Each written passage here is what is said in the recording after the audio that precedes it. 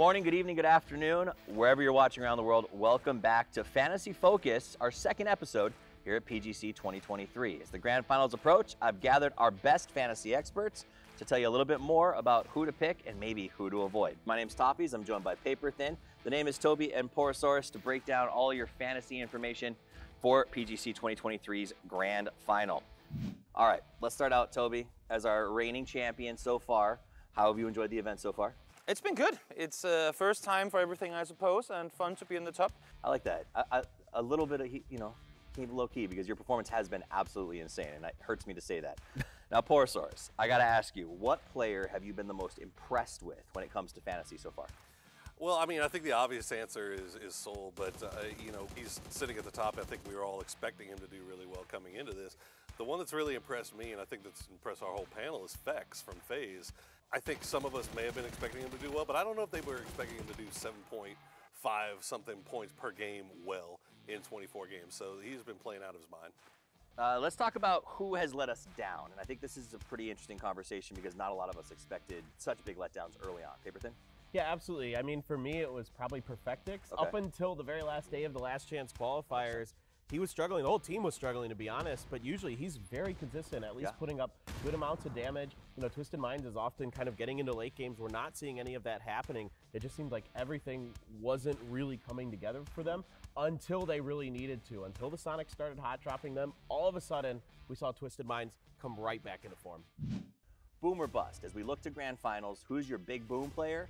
And who do you think has a chance of busting out? I'm gonna start with Toby. He has been dominating. He's gotta go first. I gotta go Pow Pow. I mean, we knew he had skill coming into this tournament, but still to the grand final standings, he is the player that has put up the most points compared to his price, and he continues regardless of whether you're in groups or winners, he still racks up points regardless of whether Tiamba gets circles or not. He's always up there dealing damage. So just a guaranteed, I should say, pick for grand finals team. Who's your bust? As much as I was on the Shen and Tyloo wagon throughout the previous PGS events, he just hasn't lived up to it this time around. And coming into the grand finals, I have my worries. Yes, he might have one or two good games, but the pop-off Shen that we've seen in the past, the pop-off Shen that now kind of puts him at the price that he is at, I don't think he's going to live up to it. All right, fair enough. Poro, who's your boom? Who is my boom, you ask? My boom is Fex. And mostly for all the reasons we talked about at the beginning of the show, right? Is the fact that he's putting up an insane amount of points per game, regardless of how FaZe does and regardless of what lobby it's been in. Both lobbies that they've played in, he's still managed to put up just a crazy amount of numbers. Now, the only thing I'm a little bit worried about is that they didn't really have the wins to go along with the good numbers. So that might be something that keeps me from picking him for my main roster. Okay. But we'll see. Okay. Bust? It's going to be PO. Gotta be PO. It's going to be PO. Everybody was kind of expecting them to do mid coming into this. I don't think anybody was really expecting PO and Gen G to come in here and light the world on fire. And they delivered exactly that during group phases. Now, they had found their footing a little bit during the bracket stage, but it wasn't enough to justify paying, what is it, 20,000 plus for a guy that may or may not go off. You think it's a bit of a trap? It's a trap. You see the name PO, you think PUBG royalty, the god.